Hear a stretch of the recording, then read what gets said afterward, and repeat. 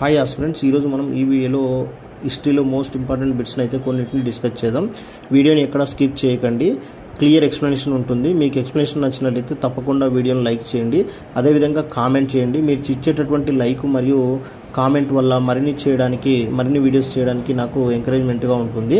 మొదటి ప్రశ్న, బయ్యారం చెరువును నిర్మించినది ఎవరంటే మైలాంబ. ఈ మైలాంబ ఎవరంటే కాకతీయుల కాలం నాటి గణపతి దేవుడి యొక్క సోదరి. ఈ బయ్యారం చెరువు అనేది దేనికి సంబంధించిందంటే, ఏ ప్రాంతానికి సంబంధించిందంటే వరంగల్ ప్రాంతానికి. కాకతీయుల కాలం నాటి ప్రఖ్యాత నృత్యం ఏంటంటే పేరిణి శివతాండవం.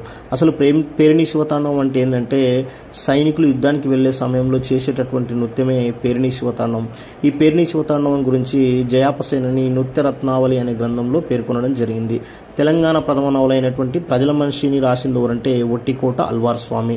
ఈ ఒట్టికోట అల్వార్ స్వామి ఎవరంటే హైదరాబాద్ రాష్ట్రంలో నిజానికి వ్యతిరేకంగా పోరాడినటువంటి వాడు ఒట్టికోట అల్వార్ స్వామి.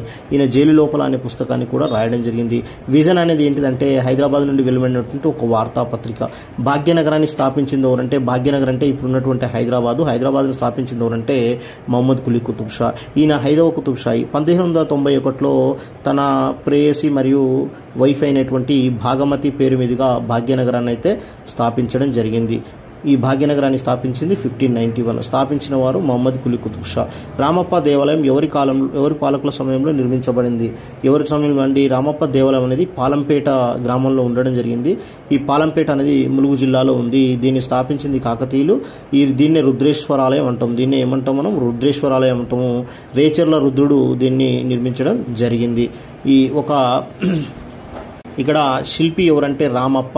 ఒక శిల్పి పేరు మీద దేవాలయానికి ఆ పేరు పెట్టిన మొట్టమొదటి దేవాలయం ఏంటంటే రామప్ప దేవాలయము.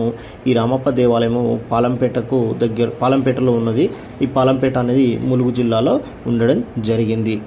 అయితే రుద్రేశ్వర ఆలయము 1213లో నిర్మించడం జరిగింది. దీన్ని నిర్మించింది ఎవరంటే రేచర్ల రుద్రుడు.